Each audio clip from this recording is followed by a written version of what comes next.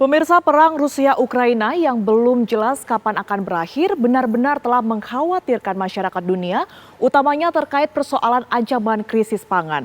Bahkan salah satu atensi besar dalam KTT G7 yang baru saja berakhir dan KTT G20 yang akan dihelat di Bali adalah bagaimana strategi global dalam mengatasi ancaman krisis pangan ini.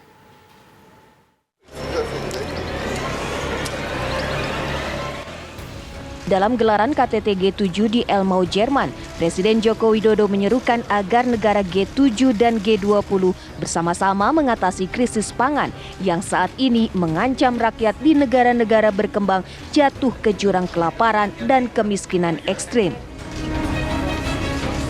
Krisis pangan yang terjadi tak lepas dari dampak perang antara Rusia dan Ukraina yang merupakan produsen dan eksportir beragam komoditas utama dunia.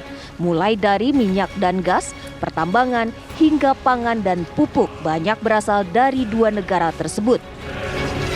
Perang memiliki dampak besar terhadap rantai pasok pangan dan pupuk.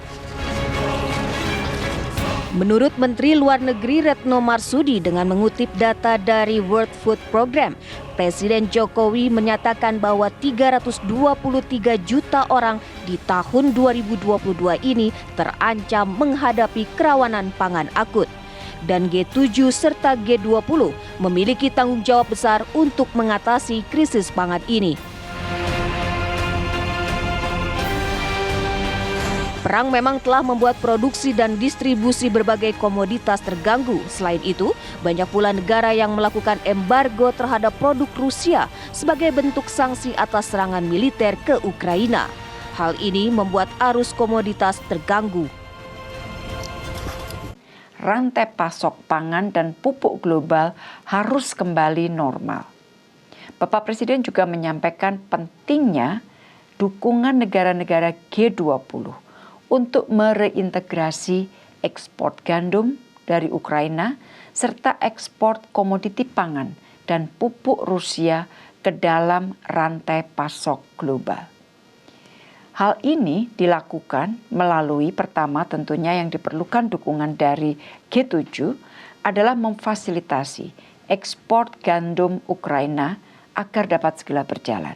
Dan yang kedua, pentingnya mengkomunikasikan kepada dunia bahwa komoditas pangan dan pupuk dari Rusia tidak terkena sanksi. Bapak Presiden di dalam pernyataannya juga mengatakan bahwa dampak perang terhadap rantai pasok pangan dan pupuk sangatlah nyata. Khusus untuk pupuk, jika gagal menanganinya, maka krisis beras yang dapat menyangkut 2 miliar manusia, terutama di negara berkembang, dapat terjadi. Bapak Presiden menegaskan bahwa G7 dan G20 memiliki tanggung jawab besar untuk mengatasi krisis pangan ini mulai sekarang. Terkait dengan ketahanan pangan di dalam negeri, Presiden telah memerintahkan untuk dilakukan pemanfaatan lahan. Tujuannya agar Indonesia lolos dari ancaman krisis pangan dan bisa mandiri dalam memenuhi kebutuhan pangan. Tim TV One mengabarkan.